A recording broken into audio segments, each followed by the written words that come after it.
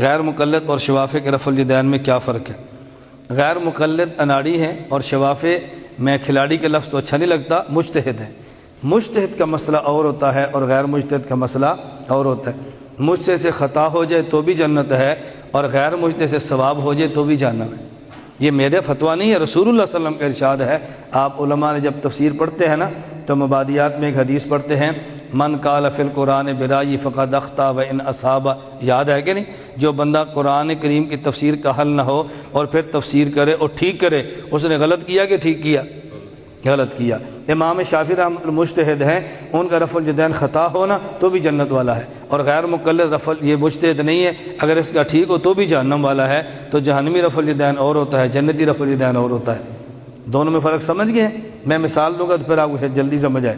آپ کے پیٹ میں درد ہے اور آپ باہر گئے ہیں اور اس ڈسپینسر سے دوائی لی ہے کہ جو عطائی ہے، جس کے پاس سند نہیں ہے، اتھارٹی نہیں ہے، اور آپ کا پیٹ درد ٹھیک ہو گیا، اور بات سمجھ آ رہی ہے؟ پیٹ درد ٹھیک ہو گیا اور سر میں درد ہے، MBBS ڈاکٹر سے دوائی لی ہے اور درد بڑھ گیا ہے۔